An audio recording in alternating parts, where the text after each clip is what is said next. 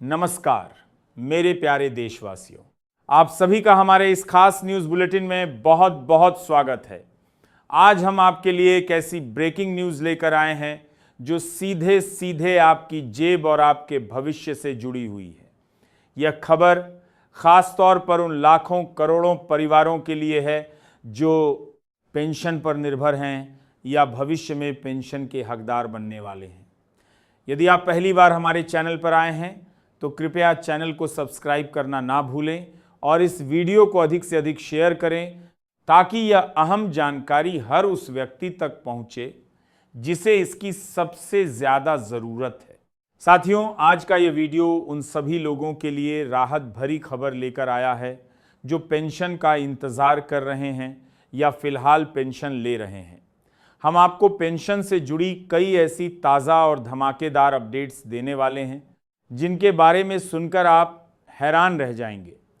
सरकार ने पेंशन योजनाओं में कुछ ऐसे बड़े बड़े बदलावों का संकेत दिया है जिनका सीधा और गहरा असर लाखों लोगों की जिंदगी पर पड़ने वाला है। तो चलिए बिना किसी देरी के सबसे पहले उस मुद्दे पर बात करते हैं जिसने हाल ही में सरकार की नींद हराम कर दी थी। हम बात कर रहे हैं ईपीएस 95 पेंशनर्स के उस ऐतिहासिक आंदोलन की। दोस्तों, आपने खबरों में देखा ही होगा कि कैसे हजारों की तादाद में बुजुर्ग पेंशनर्स अपनी मांगों को लेकर सड़कों पर उतर आए थे। उनकी आंखों में चिंता थी, चेहरे पर संघर्ष की लकीरें थीं, लेकिन उनके हौसले बुलंद थे। वे मांग कर रहे थे कि उनकी पेंशन को बढ़ाया जाए और पुरानी पेंशन व्यवस्था के तहत उनके अधिकारों को वापस लागू किया जाए।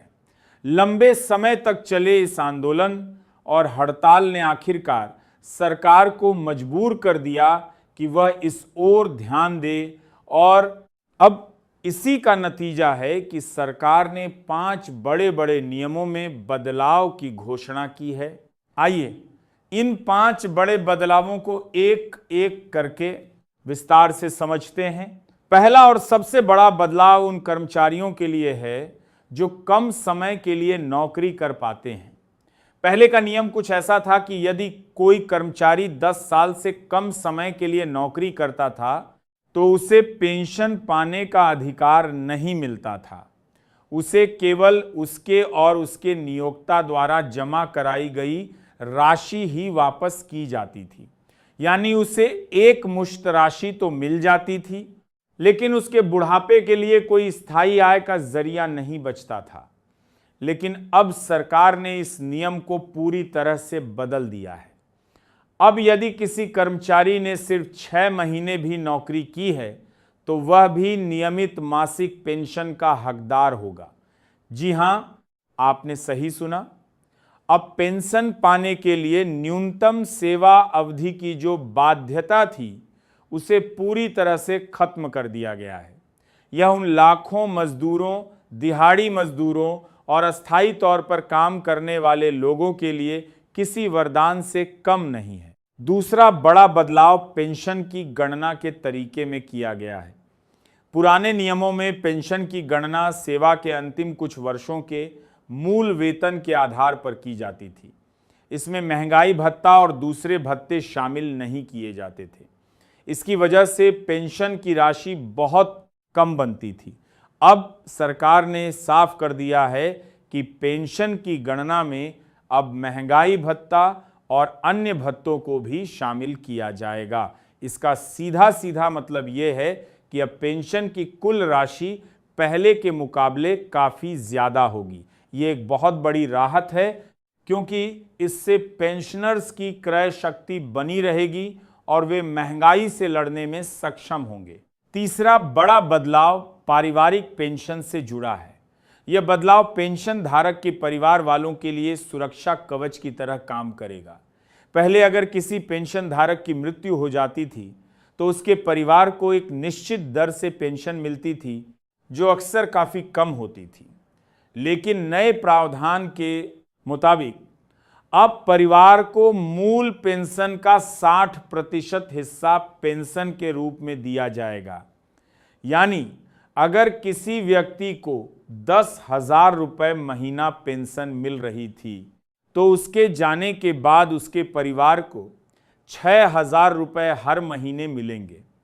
और इससे भी आगे की बात करें तो यदि पेंशन धारक और उसके जीवन साथी दोनों का ही निधन हो जाता है तो उनके आश्रित बच्चों को शिक्षा भत्ते के साथ साथ एक निर्धारित पेंशन भी प्रदान की जाएगी।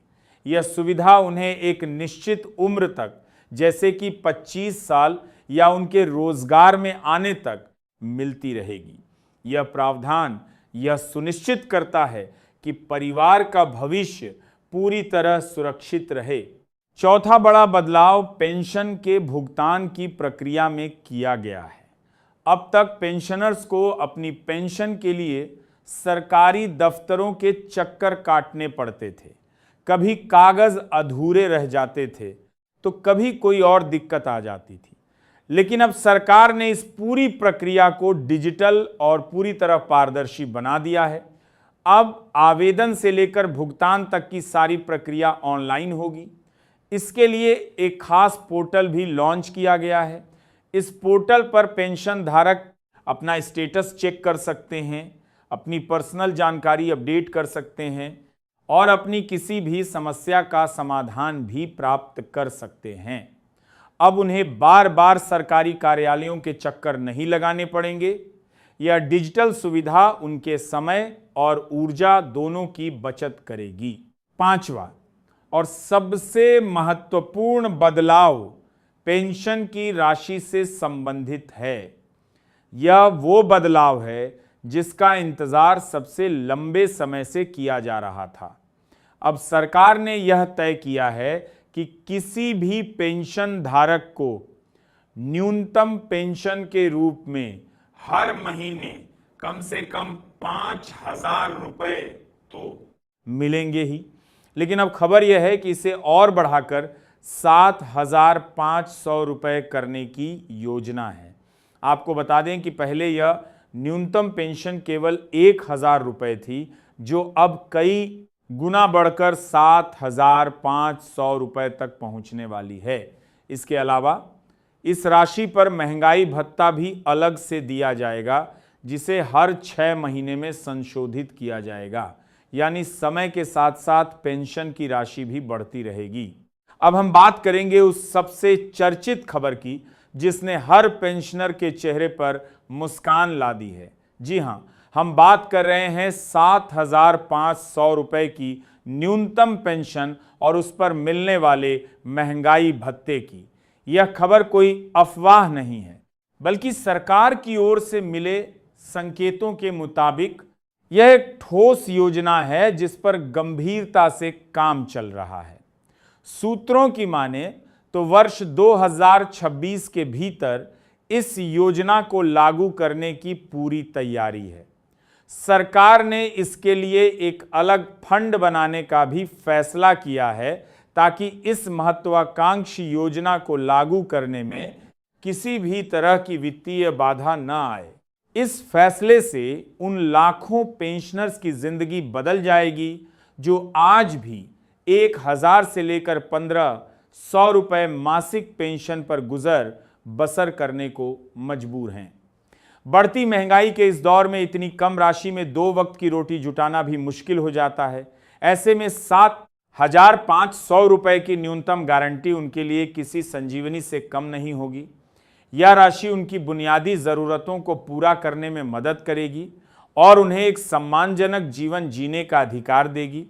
साथ ही इसमें जुड़ने वाला महंगाई भत्ता यह सुनिश्चित करेगा कि आने वाले समय में भी उनकी आय महंगाई के राक्षस से लड़ सके। अब बात करते हैं ईपीएफओ की पेंशन योजना से जुड़े एक और बड़े बदलाव की, जिसे 36 महीने के नियम में राहत के तौर पर देखा जा रहा है। पहले ईपीएफओ में एक नियम था जिसे 36 महीने का नियम कहा जाता था।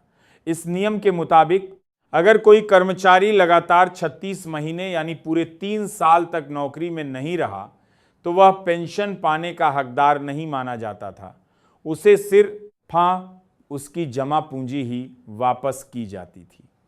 यह नियम उन लाखों कर्मचारियों के लिए एक बड़ी बाधा थी जो छोटी छोटी अवधि के लिए नौकरी करते हैं, जैसे कि कॉन्ट्रैक्ट पर काम करने वाले मौसमी मजदूर या छोटी कंपनियों में काम करने वाले लोग।